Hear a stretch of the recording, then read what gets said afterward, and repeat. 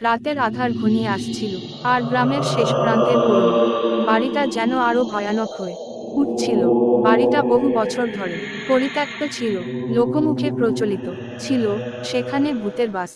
গ্রামের কেউই সাহস করে বাড়িটির কাছে যেতে চায় না। বাড়িটির আশেপাশে থাকা লোকজনের মতে রাত হলে সেখানে অদ্ভুত আওয়াজ শোনা যায়, যেন কেউ হালকা পদচারণা করছে, কারো হাসির শব্দ ভেসে আসে।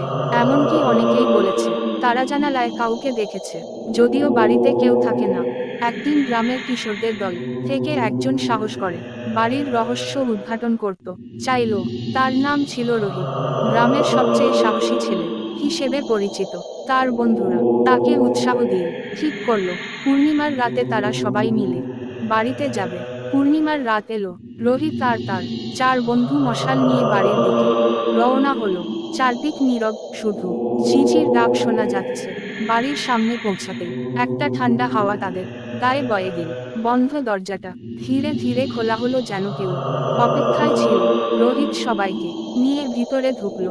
বাড়ির ভিতরটা যেন আরো ভয়ঙ্কর লাগছিল। ধুলো জমা আসবাবপত্র, ভাঙা জানালা, আর ছাদ থেকে ঝুলে থাকা মাকড়সার জাল দেখে মনে হচ্ছিল বাড়িটি বহু বছর ধরে এখানে পড়ে আছে। তারা ধীরে ধীরে ঘরগুলো দেখতে লাগলো। হঠাৎ করেই উপরের ঘর থেকে একটা শব্দ শোনা গেল। সবাই থমকে দাঁড়ালো। রোহিত সাহস করে উপরে উঠল। উপরের ঘরের দরজা বন্ধ ছিল। সে দরজা খুলতেই দেখতে পেল একটা অদ্ভুত ছায়া জানালার কাছে দাঁড়িয়ে আছে।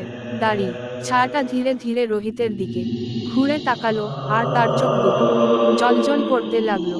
রোহিতের শরীর জমে গেল। হঠাৎ করেই ছায়াটা নিঃশব্দে মেঝেতে মিশে গেল, যেন কিছুই ছিল না। রোহিত আর তার বন্ধুরা দ্রুত বাড়ি থেকে বেরিয়ে গেল। তারা জানতো যে বাড়িটি আসলেই অভিশপ্ত।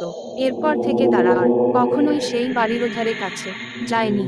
গ্রামবাসীরা তখন থেকেই বলে আসছে সেই ছায়া এখনো বাড়ির ভেতর ঘুরে বেড়ায়, অপেক্ষায় থাকে কারো সাহস দেখার।